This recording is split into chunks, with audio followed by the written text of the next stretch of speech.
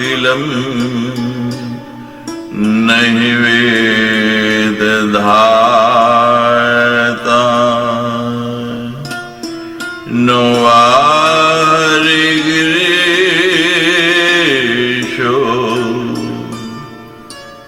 नहीं चे अपि अनंत अंशांशिकापिते किमुतन्यदेवा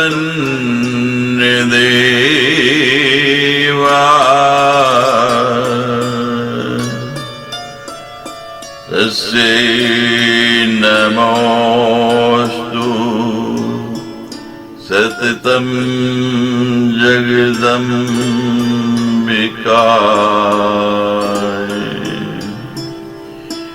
यद्पद पंकज रजे समवापि विश्वम्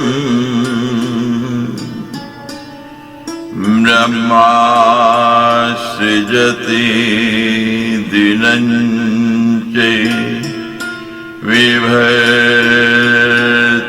विष्णु रुद्रैः सहति नेत्ररथा समर्था तस्यै नमोऽस्तु सततं जगदम्बिकाय तस्यै नमोऽस्तु सततं जगदम्बिकाय तस्यै नमोऽस्तु सततं जगदम्बिकाय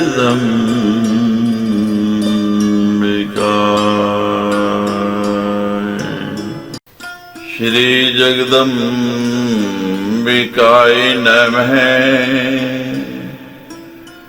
ॐ ऐं ह्रीं क्लीं चामुण्डाय विच्चे एकादश स्कन्धे प्रथमो अध्याय।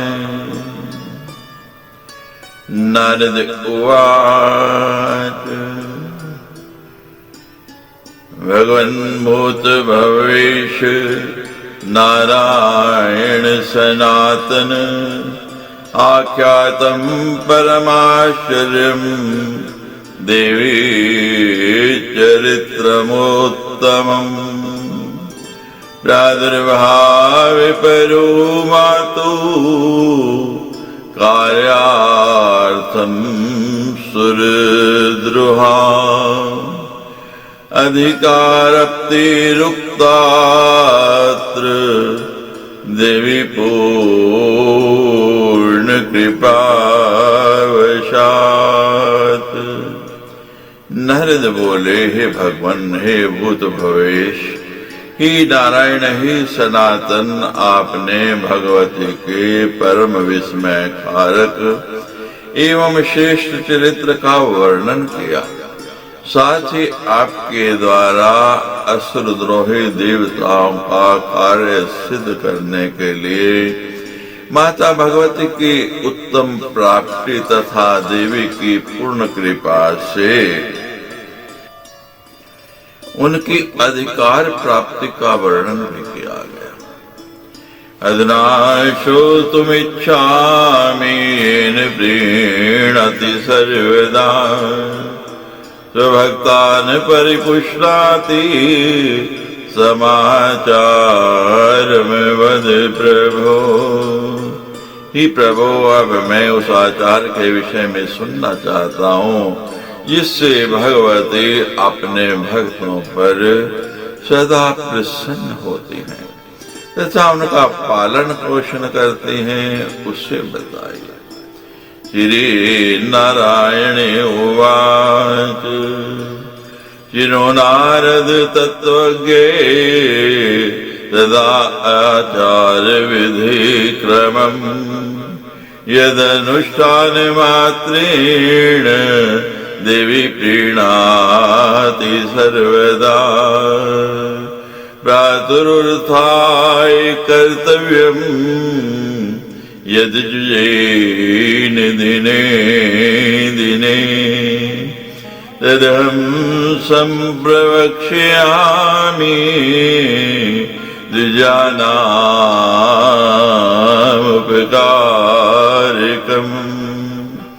श्री नारायण बोले, तत्वों के ज्ञाता नारद जिस सदाचार की अनुष्ठान से देवी सर्वदा प्रसन्न रहती है, उनकी विधि के विषय में आप क्रम से सुनिए।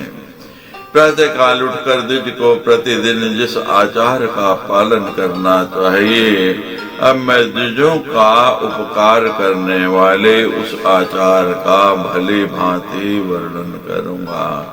उदयास्मयं यावद् द्विजय सत्कर्म कृद भवे नित्य नैमित्तिकैर्युक्ते काम्यश्चान्यर्गर्हिते आत्मनश्च सहायतार्थम् पिता माता न तिष्ठति निपुत्रदारा न ज्ञातिर्धर्मोत्तिष्ठति केवलम् तस्माद् धर्मं सहायार्थम् नित्यं सञ्चिनु साधने धर्मिणैव सहायानो तमस्तर्ति दोस्तरम्।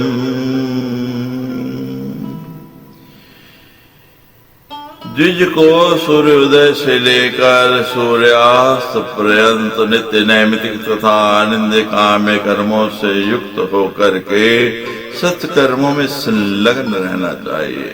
पितु माता पुत्र पत्नी तथा बंधु बांधव कोई भी परलोक में आत्मा के सहायता तो उपस्थित नहीं रहते, केवल धर्म ही उपस्थित होता है। अतः आत्म कल्याण के लिए समस्त साधनों से धर्म का नित्य संचय करना चाहिए। धर्म के ही सहाय से मनुष्य दुस्तर अंधकार को भी पार कर लेता है। आचार्य प्रथमो धर्मे शतुक्ते समातिव च तस्मादिस्मन् समायुक्तो नित्यं स्यायादात्मनो द्विजै आचाराय लभते चायुर् आचारा लभते प्रजा आचारादन्नम् अक्षये आचारो हन्ति पातकम्। आचार से ही प्रथम मुख्य धर्म है, ऐसा श्रुतियों तथा स्मृतियों में कहा गया है। अतः द्विज को चाहिए कि वह अपने कल्याण के लिए इस सदाचार के पालन में नित्य संलग्न रहे। मनुष्य आचार से आयु प्राप्त करता है, आचार से संतानें प्राप्त करता है तथा आचार से अक्षय अन्न प्राप्त करता है। यह आचार पाप को नष्ट कर देता है। आचार्य परमो धर्मो निराणाम कल्याण कारके लोके सुखी भूत्वा परत्र लभते सुखम अज्ञानान्धजनानां तो मोहिते भ्रामितात्मनां निर्मरूप महादीपो मुक्ति मार्ग प्रदर्शके आचारात् प्राप्ति श्रेष्ठे आचारात् करम लभ्यते कर्मिणो जायते ज्ञानम् इति वाक्यं मनुस्मृतम् सर्वधर्मवरिष्ठो यमाचार्य परमं तपे तदेव ज्ञानमुदिष्टं तेन सर्वं प्रसाद्यते।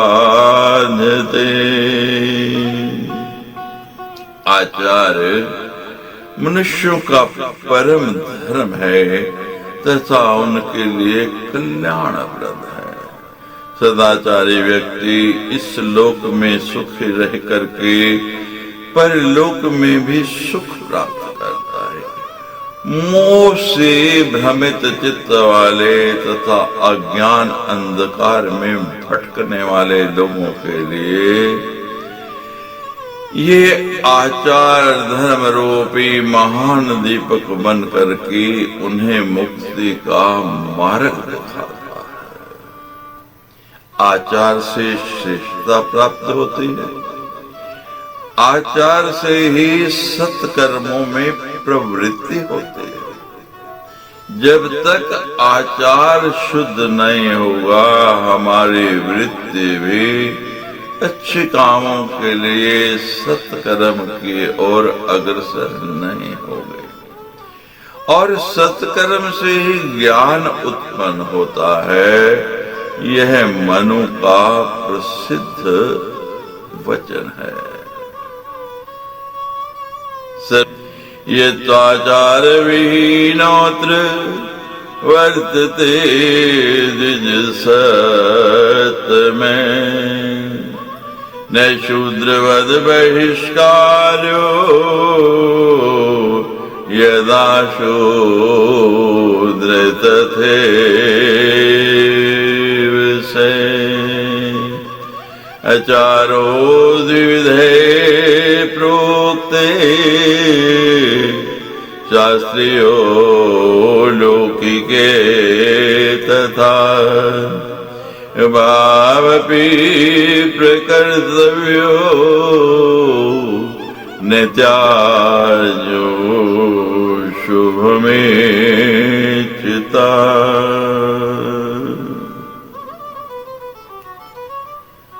यह आचार सभी धर्मों से श्रेष्ठ तथा परम तप है। उसी को ज्ञान भी कहा गया है। उसी से सब कुछ सिद्ध कर लिया जाता है। द्विज श्रेष्ठ होकर भी जो इस लोक में आचार से रहित है वे शूद्र की भांति बहिष्कार के योग्य है। क्योंकि जैसा शूद्र है वैसा ही वह भी है। आचार शास्त्रीय तथा लौकिक भेद से दो प्रकार का कहा गया है।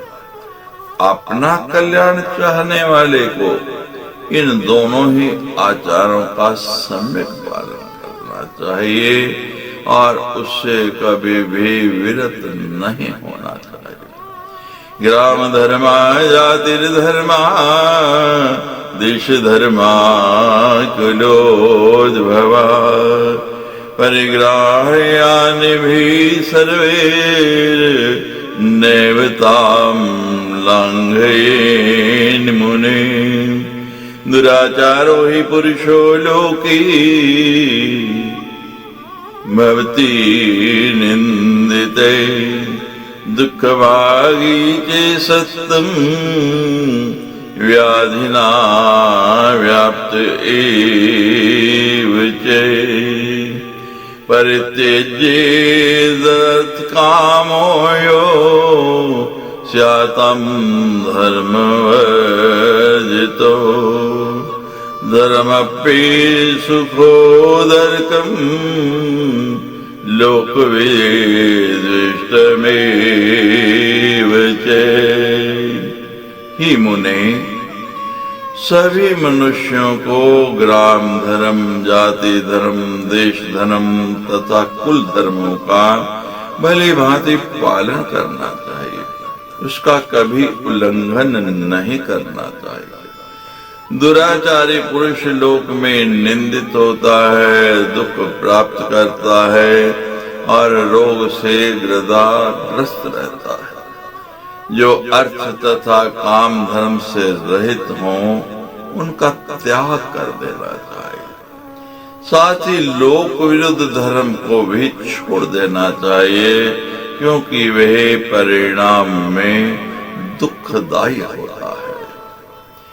नारद उवाच बहुत्वादि शास्त्राणाम निश्चय स्याद् कथं मुने कियत् प्रमाणं तद् ब्रूहि धर्म मार्ग विनिर्णय। नारद जी, हे मुने, जगत में तो शास्त्रों का बाहुल्य है। ऐसी स्थिति में कुछ भी कैसे निश्चित किया जाए? धर्म मार्ग का निर्णय करने वाले कितने प्रमाण हैं, मुझे बताइए। श्री नारायण उवाच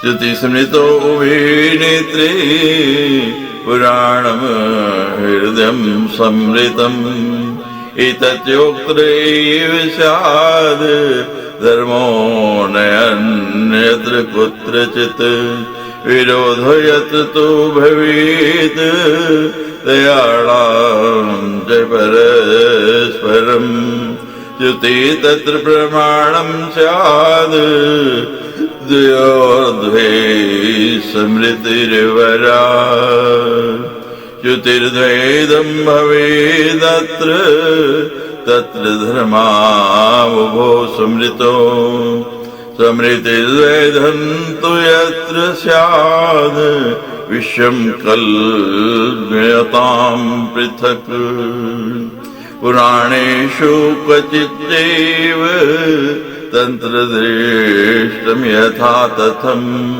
धर्मं वदन्ति तं धर्मं गृह्णायान्न कथंचन। श्री नारायण बोले, हे नारद, श्रुति तथा स्मृति दो नेत्र हैं तथा पुराण को हृदय कहा गया है। इन तीनों में जो भी कहा गया है वही धर्म है, इसके अतिरिक्त धर्म कहीं भी नहीं है। इन तीनों में जहाँ परस्पर विरोध हो वहाँ श्रुति को प्रमाण मानना चाहिए। इसी प्रकार स्मृति तथा पुराण में विरोध होने पर स्मृति श्रेष्ठ है। श्रुति में जहाँ दो वचनों पर परस्पर विरोध हो तो वहाँ वे दोनों ही वचन धर्म है। यदि स्मृति में द्वैत स्थिति हो जाए तो प्रसंगा के अनुसार पृथक पृथक विषय कल्पित कर लेने चाहिए। पुराणों में कहीं कहीं तंत्र भी सूक्ष्म रूप से व्याख्यात किए गए हैं, जिसे धर्म बताया गया है। उसी को धर्म रूप में ग्रहण करना चाहिए, किसी अन्य को किसी भी तरह से नहीं। वेद विरोधी चेतत्रम तत्प्रमाणम निसंशय प्रत्यक्ष श्रुतिरुद्धम यत्तत्प्रमाणं भवेन्न च। सर्वथा विदेवासु धर्म मार्ग प्रमाण के तेना विरुद्धं यत्किंचित् तत्प्रमाणं न चन्नथा। यो वेद धर्मं मुज्यते वर्तते न प्रमाणते कुंडानि तस्य शिक्षार्थं यमलोके वसन्ति। तस्मात् सर्वप्रयत्नेन वेदोक्तं धर्ममाश्रयेत्। स्मृति पुराणमन्यद्वा तंत्रमा शास्त्रमेव चेत्। यदि तंत्र का वचन वेद विरोधी नहीं है तो उसकी प्रामाणिकता में संदेह नहीं है, किंतु श्रुति से जो प्रत्यक्ष विरुद्ध हो वह वचन प्रमाण नहीं हो सकता। वेद ही पूर्ण रूप से धर्म मार्ग के प्रमाण हैं। उस वेद राशि से विरोध नहीं रखने वाला जो कुछ भी है वही प्रमाण है, दूसरा नहीं। वेद प्रतिपादित धर्म को छोड़कर जो अन्य को प्रमाण मानकर व्यवहार करता है उसे दंडित करने के लिए यमलोक में नरक कुंड स्थित है। अतएव सभी प्रयत्नों से वेदोक्त धर्म का ही आश्रय लेना चाहिए। स्मृति, पुराण, तंत्र, शास्त्र तथा अन्य ग्रंथ इनके वेद मूलक होने की स्थिति में ही वे प्रमाण होते हैं। इसकी विपरीत वे कभी भी प्रमाण नहीं हो सकते। तन्मूलत्वी प्रमाणम च न अन्यथा तु कदाचन ये कुशा तत्र वियोगेन वर्तयन्ति मानवान् अदो मुकुदपादास्ते यस्यन्ते नरकार्णवम् कामाचारे पाशुपतः तथा लिंगधारिणे तप्त मुद्रांकितायी चे वेशान समतानुगा ये सर्वे निर्यम यान्ति विदमार्ग बहिश्रिता।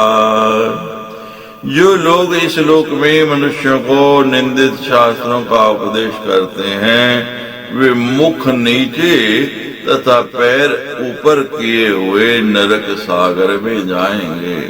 स्वेच्छाचारी, पाशुपत मार्गावलंबी, लिंगधारी, तत्व मुद्रा से अंकित तथा वैखान सम्मत मानने वाले जो भी लोग हैं वेद मार्ग से विचलित होने के कारण वे सभी नरक जाते हैं। वेद मुक्तमेव सद्धर्मं तस्मात् कुर्यात् नरः सदा उत्थाय बोधव्यम किं मयाधिकृतं कृतं दत्तमादापितं वापि वाक्येनापि च भाषितम् उपपापेषु सर्वेषु पातकेषु महेतपि। अतएव मनुष्य को सदा वेदोक्त सधर्म का ही पालन करना चाहिए।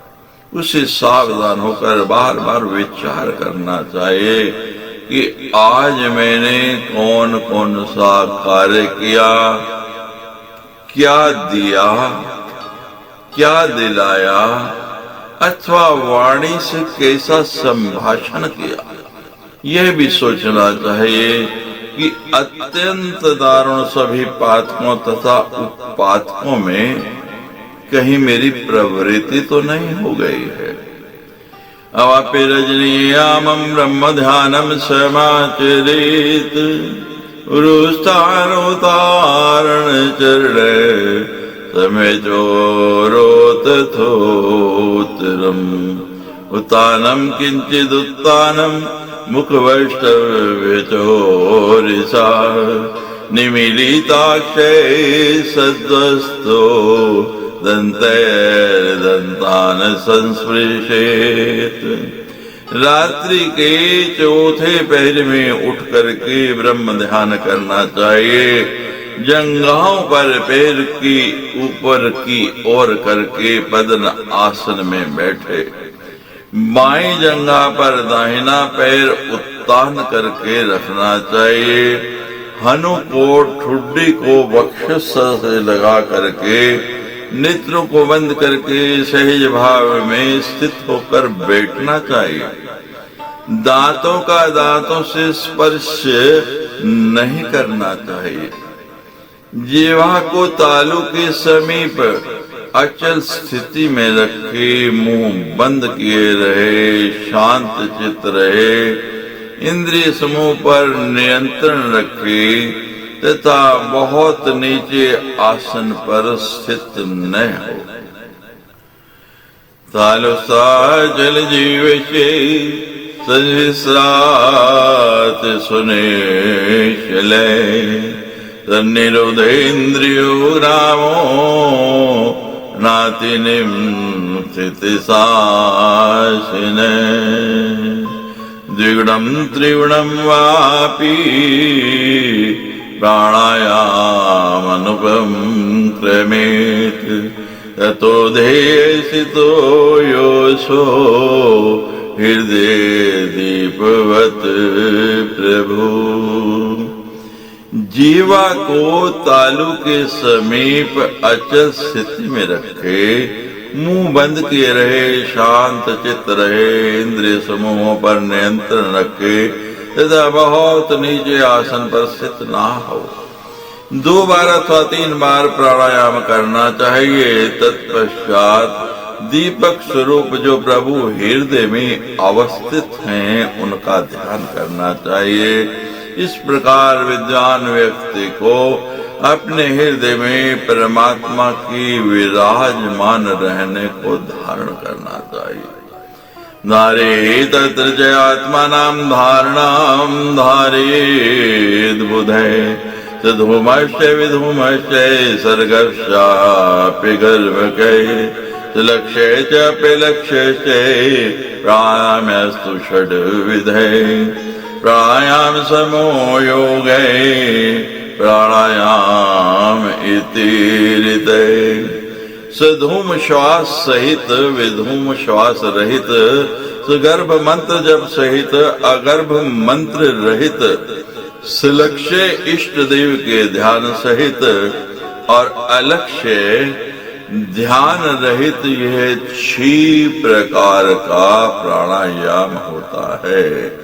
प्राणायाम में वायु का नियमन किया जाता है, अतएव इस प्राणायाम को ही योग कहा गया है।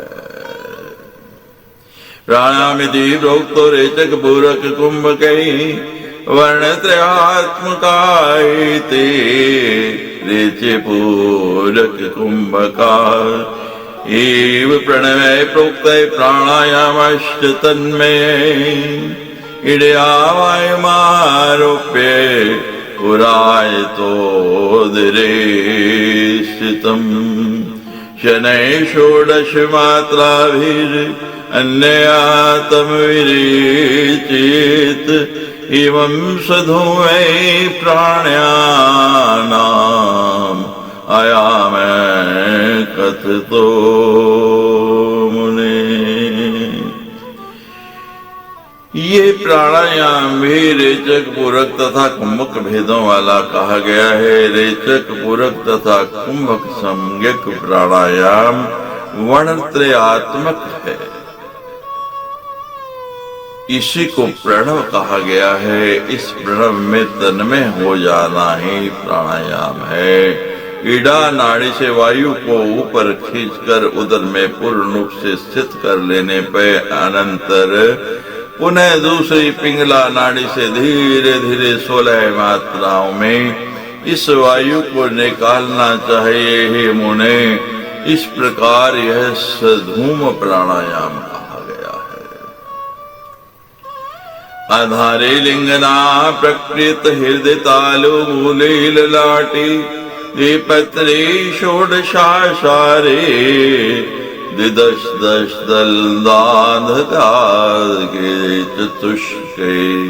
वासन्ते बाल मध्ये डफकट सहित कंठ देशी स्वराम, हंक्षं तत्वाथ युक्तम सकल दलगतम वर्ण रूपम नमामि।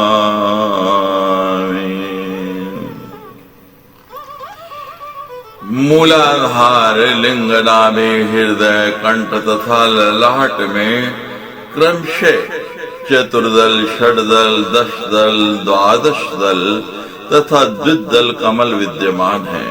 मूलाधार चक्र में वम शम शम सम वर्णों, स्वादिष्टान चक्र में बम भम मम यम रम लम वर्णों, मणिपुर चक्र में डम ढम डम तम थम दम धम नम पम फम।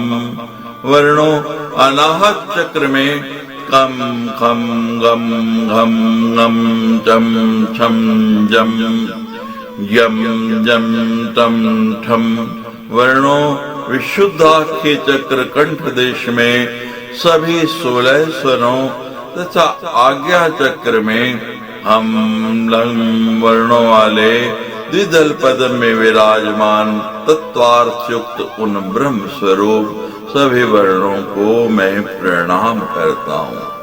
अरुण कमल संस्था तद्रजय पुंज वर्णा हे निमिति चिन्हा पद्म तंतु स्वरूपा। देवी उत वरा कालाय आयकाशस्तनाढ्या सकृतापि यदि चित्ते संशयस्यास्तमुक्तते।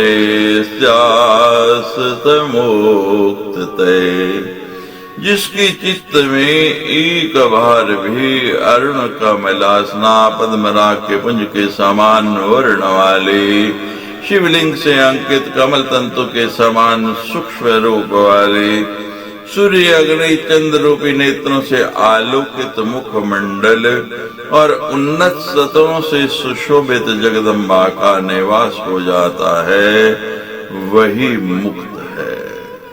यदि सैव गतिर्यात्रा मतिश्चिंता स्तुतिर्वच अहम सर्वात्मको देवे स्तुति सर्वं तद अर्चनम्।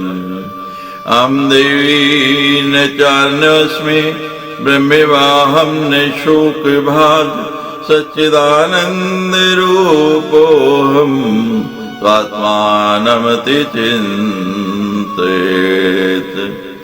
विभक्ति ही स्थिति है, वही गति है, वही यात्रा है, वही मति है, वही चिंता है, वही स्तुति है और वही वाणी है।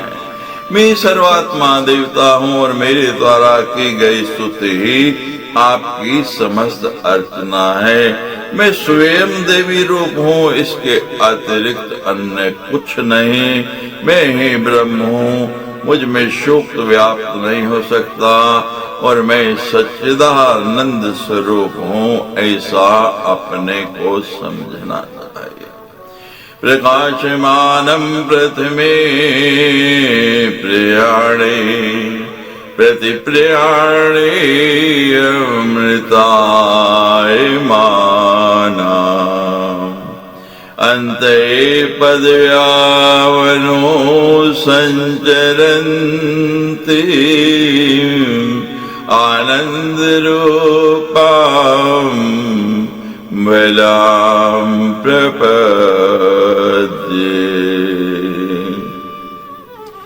प्रथम प्रयाण के समय अर्थात मूलाधार से ब्रह्मरंध्र की ओर जाते समय विद्युत सदृश प्रकाशमान अति प्रयाण में अमृत सदृश प्रतीत वाले तथा अंतिम प्रयाण में सुषमना नाड़ी में संचरित होने वाले आनंद स्वरूप भगवती कुंडलिनी की मैं शरण ग्रहण करता हूँ।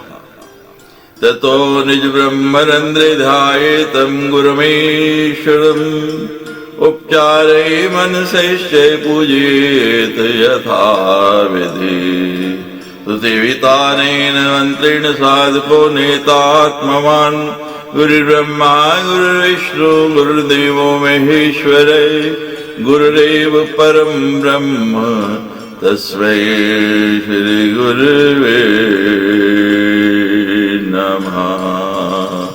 तत्पश्चात अपने ब्रह्मरंध्र में ईश्वर रूप उन गुरु का ध्यान करना चाहिए और मानसिक उपचारों से विधि पूर्वक उनकी पूजा करनी चाहिए। पुनः साधक को संयचित होकर इस मंत्र से गुरु की प्रार्थना करनी चाहिए। गुरु ब्रह्मा गुरु विष्णु गुरुदेवो महेश्वराय गुरुरेव परम ब्रह्म तस्मै श्री गुरुवे नमः। गुरु ही ब्रह्मा है, गुरु ही विष्णु है, गुरु ही देवता है, गुरु ही महेश्वर शिव है और गुरु ही पर ब्रह्म है, उन श्री गुरु को नमस्कार है। इति श्रीमद्देवी भागवती महापुराणे अष्टादशसहस्रम संहितायाम् एकादशे स्कन्धे प्रातश्चिन्तनं नाम प्रथमो अध्याय। सच्चे दरबार की जय।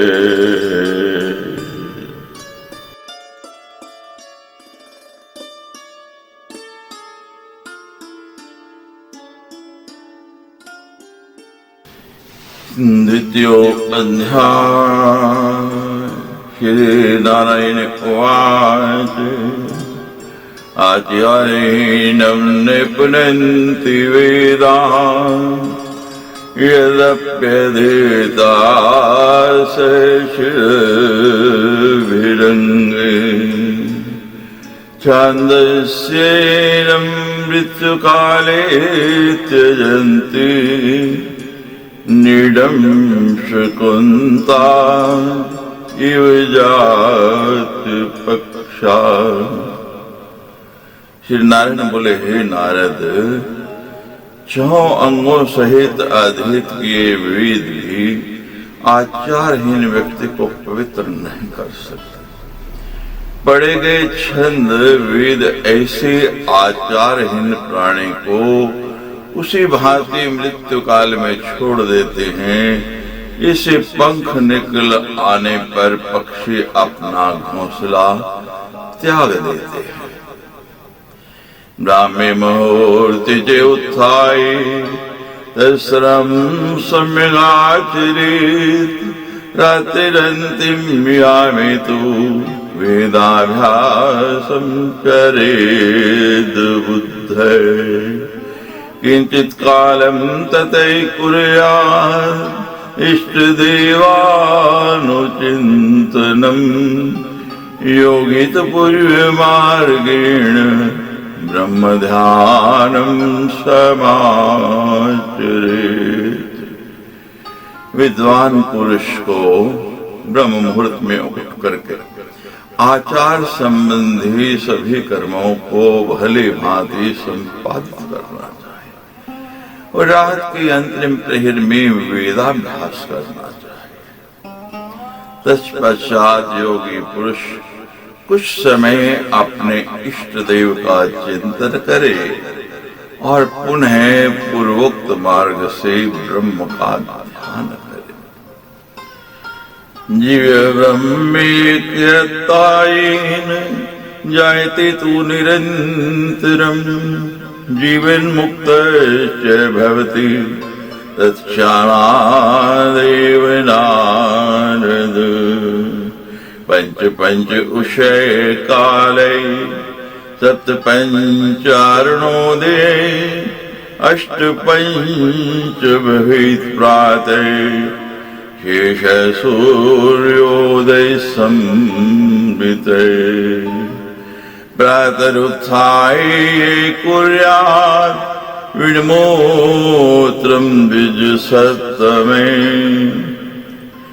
नैऋत्यामेषु विक्षेपम् इत्याभ्याधिकं भुवे। हे नारद, ऐसा निरंतर करने से जब जीव तथा ब्रह्म में ऐक्य स्थापित हो जाता है, तब उसी क्षण वह जीवन मुक्त हो जाता है। रात्रि के अंत में 55 घड़ी के बाद उषय काल, 57 घड़ी के बाद अरुणोदय काल तथा 58 घड़ी के बाद प्रातः काल होता है। इसके बाद वाला शेष समय सूर्योदय काल कहा गया है। श्रेष्ठ द्विज को प्रातः काल उठ करके नैऋत्य दिशा में धनुष से छोड़े गए बाण तय की दूरी से भी आगे की भूमि पर जा करके मल मूत्र का त्याग करना चाहिए। विन्मूत्रेऽपि च कर्णस्थ आश्रमे प्रथमे द्विजे निवीतं पृष्ठते कुर्याद् वानप्रस्थो गृहस्य इत्वा यज्ञोपवीतं तु पृष्ठते कण्ठिलम्बितं विड्मत्रं तु गुहि कुर्यात् कर्णस्थं प्रणमाश्रमी। ब्रह्मचर्य आश्रम में स्थित द्विज को मल मूत्र त्यागते समय यज्ञोपवीत अपने कान पर रख लेना चाहिए। वानप्रस्थ तथा गृहस्थ यज्ञोपवीत को आगे लटका करके पीठ पर कर रहे। गृहस्थ को यज्ञोपवीत कंठी की समान पीठ की ओर लटका कर और प्रथम में आश्रम में स्थित ब्रह्मचारी को यज्ञोपवीत कान पर रख करके मलमूत्र का त्याग करना चाहिए।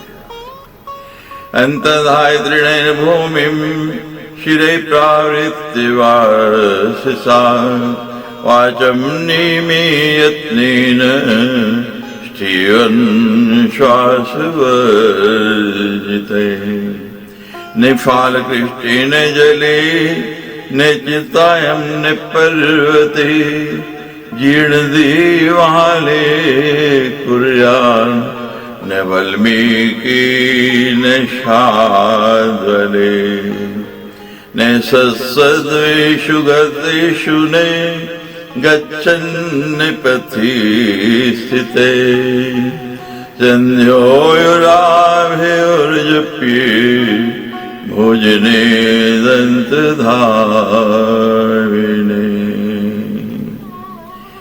तीनों से भूमि को ढककर सिर को वस्त्र से आच्छादित करके मौन होकर थूकने तथा श्वास क्रिया से रहित होकर के मल मूत्र का त्याग करना चाहिए।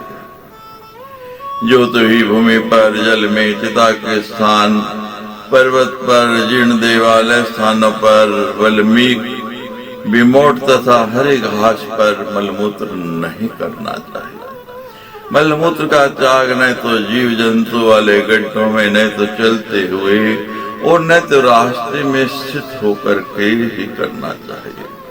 पितृकारे च देवी च तथा मूत्र परीयशो उत्साही मेथिनो वापि तथा गुरु सन्निधो यागे दाने ब्रह्मयज्ञे द्विजो मौनम समाचरेत् देवता ऋषये सर्वे पिशाचो रगराक्षसा इतो गच्छन्तु भूतानि बीजभूमि करोम्यहम् इति सम्प्रार्थ्य पश्चात् कुर्याशोच यथा विधि।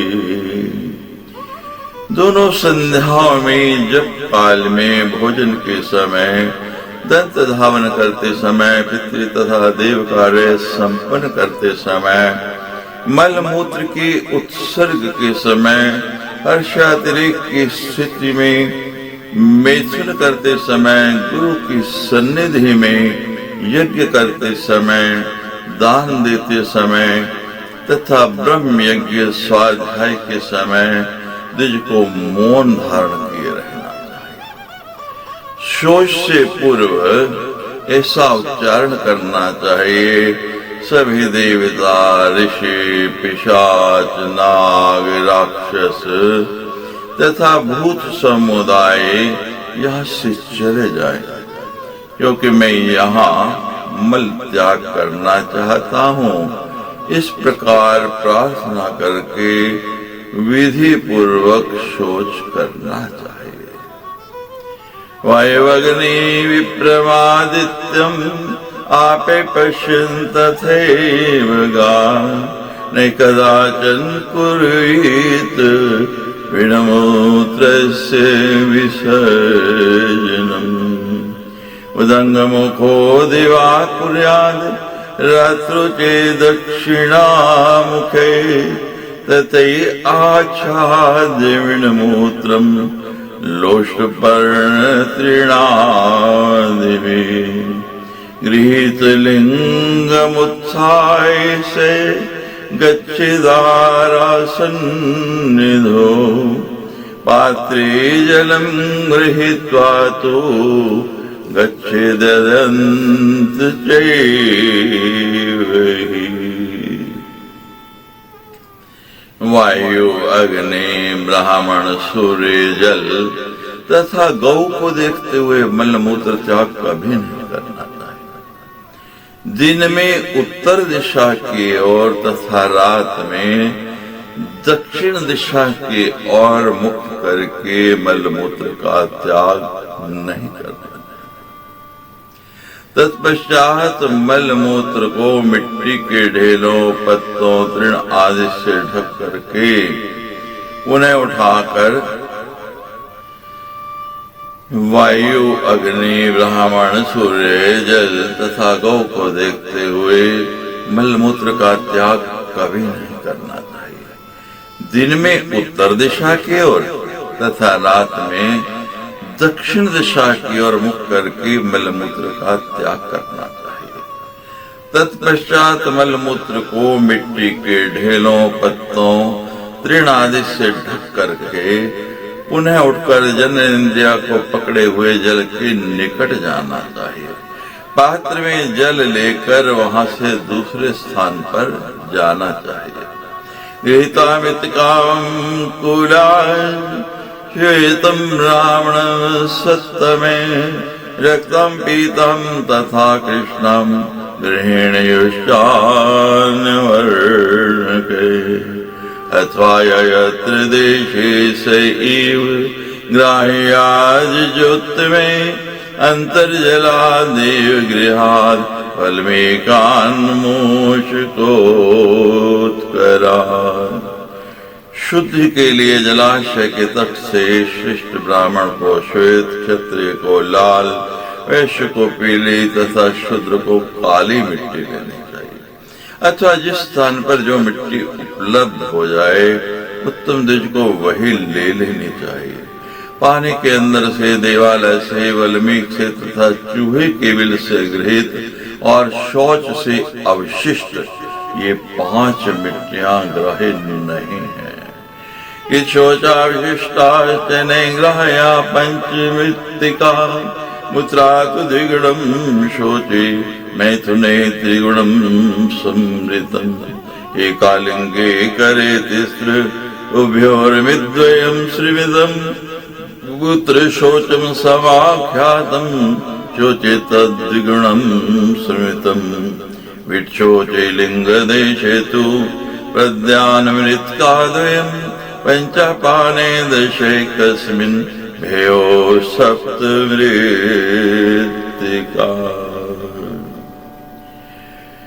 मूत्र त्याग की अपेक्षा मल त्याग में 2 गुने तथा मैथुन के बाद 3 गुने शुद्धि चाहिए। मूत्र त्याग की पश्चात लिंग में 1 बार, बाएं हाथ में 3 बार और पुनः दोनों हाथों में 2 बार मिट्टी लगाना बताया गया है।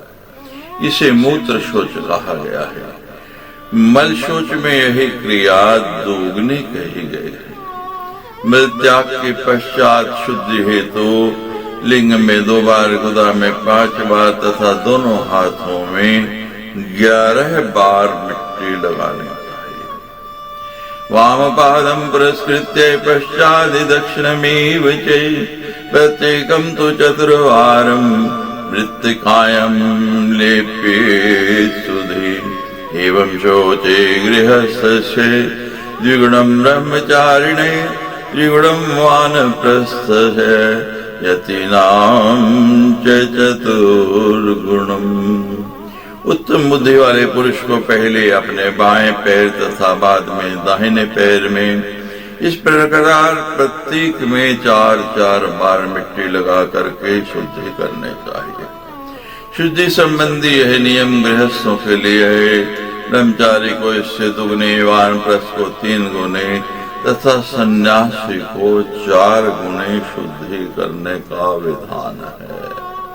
आद्रमल कामातु मात्का शोच कर्मणि प्रत्येकं तु सदा ग्राह्या नातो न्यूना कदाचन। एतद्दिवा स्यादिशोचम् तदर्थं निशिकेतितम् आतुरस्य तदर्थं तु मार्गस्थस्य तदर्धकम्। शोच कर में प्रत्येक बार आर्द आंवले के बराबर मिट्टी सदा लेनी चाहिए, इससे कम कभी नहीं लेनी चाहिए। दिन में मल त्याग के बाद की शुद्धि का यही नियम है। रात्रि में इससे आधे, रोगी के लिए उससे भी आधे तथा मार्ग में स्थित व्यक्ति के लिए उससे भी आधे का परिणाम में शुद्धि का विधान बताया गया है। स्त्री शूद्राम शक्तानाम बालानाम शोच कर्मणि यथा गंध क्षय स्यातु तदा कुर्याद संख्यम। गंधलेपक्षो यावद्वै शोचम विधीयते सर्वेषामेव वर्णानाम इत्याह भगवान मनु। स्त्रियों, शूद्रों, अशक्त जनों तथा बालकों के लिए शौच कर्म में मिट्टी लगाने की कोई संख्या नहीं। जितनी बार में दुर्गंध समाप्त हो जाए उतनी बार मिट्टी लगाने चाहिए। जब तक दुर्गंधी मिट नहीं जाती तब तक बार बार मिट्टी के अनुलेपन से शुद्धि कर्म करने का विधान है। यह नियम सभी वर्णों के लिए है, ऐसा भगवान मनु ने कहा है। वामहस्ति शोचिम तु कुर्याद्वै दक्षिणेन नाभिरधो वामे हस्तो नाभिरुर्ध्वं तु दक्षिणे। शोच कर्माणि विज्ञेयो नान्यथा द्विज पुंगवे जल प्रात्रम न गृह्णात् विडमूत्रो सजने बुधे। गृह्याद् विमोहेन प्रायश्चिं चरितते मोहाद्व्यपत्वालस्यान् न कुर्यात् शोच आत्मने। शुद्धि कार्य दाहिने हाथ से न करके बाएं हाथ से करना चाहिए। नाभि से नीचे बाएं हाथ तथा इससे ऊपर दाहिने हाथ का प्रयोग करना चाहिए। शौच कर्म के संबंध में श्रेष्ठ द्विजों का यही नियम समझना चाहिए, इसके विपरीत नहीं। मिल मूत्र का त्याग करते समय विद्वान को जल पात्र हाथ में नहीं रहना चाहिए। यदि अज्ञानतावश ले लेता है तो बाद में प्रायश्चित करना चाहिए। मोह अथवा आलस्यवश यदि वह अपनी शुद्धि नहीं करता तो इसके प्रायश्चित स्वरूप 3 रात केवल जल के आहार पर रहना चाहिए। इसके बाद गायत्री जप से शुद्धि हो जाती है। जलाहार त्रिरात्रे स्यात् तो दो जापाच शुद्धति दिश काले द्रव्य शक्ति रोपापदेश सर्वशय। यात्वा शोचम प्रकर्तव्यम आलस्यम नात्र धारे पुरीशोद सर्जने कुर्यात् गंडोषान्दादिशेवतु। यत्र मूत्र विक्षेप नातो न्यूनान् कदाचन अधोमुखं नर कृत्वा त्यजेतं मामतेशन। देश काल द्रव्य शक्ति तथा अपने साधनों पर भले भांति विचार करके शुद्धि कार्य करना चाहिए। इसमें आलस्य नहीं करना चाहिए। मल त्याग के उपरांत शुद्धि के लिए 12 बार तथा मूत्र तक के उपरांत 4 बार कुल्ला करना चाहिए। चाहिए, इससे कम कभी नहीं करना चाहिए। मनुष्य को चाहिए कि मुख नीचे करके कुल्ले का जल धीरे धीरे अपनी बाईं ओर फेंके। आचमें चेतते कुर्याद दंत धावनिमादिराद कंटकी क्षीर विक्षोथम द्वादशा अंगुलम व्रणम कनिष्ठाग्रवत्सूलम पूर्वाधे कृतकूर्चकम करंजोदुम्बरोचूते कदम्बोलोधृचम वद्रीति द्रुमाश्चिति प्रोक्ता दंत प्रधावने। तत्पश्चात आचमन करके सावधानी पूर्वक दंत धावन करना चाहिए। इसके लिए कांटे तथा दूध वाले वृक्ष से 12 उंगल के प्रमाण वाले छिद्र रहित कनिष्ठ का उंगली के अग्रभाग की सदृश मोटाई वाले तथा आगे भाग तक कूर्च के समान बनाए गए दातुन लेने चाहिए।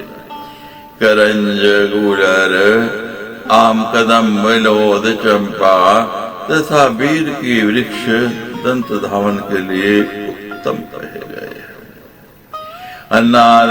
अन्नादायुधवंशी सोमो राजाय वागमत सेवी मुखम प्रक्षाल्य तेजसा च भगेन च आर्युगुणं यशोवर्चे प्रजा पशु सुनिचे ब्रह्मपज्ञं च मेधं च तन्नो देहि वनस्पते। उस समय ऐसी प्रार्थना करें, अन्न आदि को सुपाच्य बनाने तथा विघ्नों को दूर करने के लिए स्वयं ये वनस्पतियों के राजा सोम यहाँ आए हुए हैं। वे अपने तेज तथा ऐश्वर्य से मेरे मुख का प्रक्षालन करें। ही वनस्पति, आप मुझे आयु बल यश तेज प्रजा पशु धन ब्रह्म ज्ञान तथा मेधा प्रदान करें।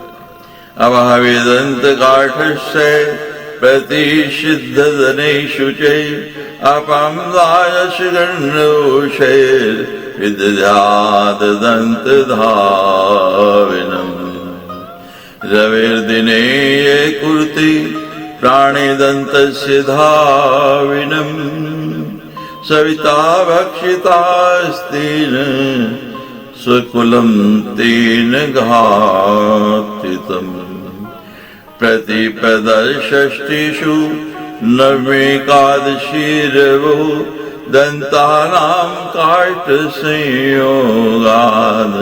हत्या सप्तमं कुलम्। दंत काष्ठ के अभाव में अथवा निषिद्ध तिथियों में जल से 12 बार कुल्ला कर लेने से दंत धावन की विधि पूर्ण हो जाती है। जो मनुष्य रविवार को दंत धावन करता है, उसने मानव सूर्य का ही भक्षण कर लिया तथा अपने कुल का स्वयं विनाश कर लिया। साथ ही प्रतिपदा, अमावस्या, षष्ठी, नवमी, एकादशी तथा रविवार को काष्ठ से दंत धावन करने से वह व्यक्ति अपनी 7 पीढ़ियों को जला डालता है। इत्वालम पादिशोचम हेमल मत जलम पिबेद तर्जना अंगुष्ठवत्या सज्जलम निमिषेनासिकार रंध्रयुग्मम् अंगुष्ठानामिकाभ्यां नयनयुगगतम् कर्णयुगं कनिष्ठगम् अंगुष्ठाभ्यां नाभिदेशे हृदयमथतले नांगले भी शिरा से। पाद प्रक्षालन करके 3 बार शुद्ध जल से आचमन करने के पश्चात 2 बार पोंछ लेना चाहिए। तदनंतर जल लेकर तजने तथा अंगूठे से दोनों नासिका छिद्रों का, अंगूठे तथा अनामिका से दोनों नेत्रों का तथा दोनों कानों का, कनिष्ठ का तथा अंगुला से नाभि स्थल का, हाथ के तल से हृदय का और सभी उंगलियों से सिर का स्पर्श करना चाहिए। इति श्रीमद्देवी भागवती महापुराणे अष्टादशसहस्रम संहितायाम् एकादश स्कंदे शौच विधि वर्णनम नाम द्वितीयो अध्याय। सच्चे दरबार की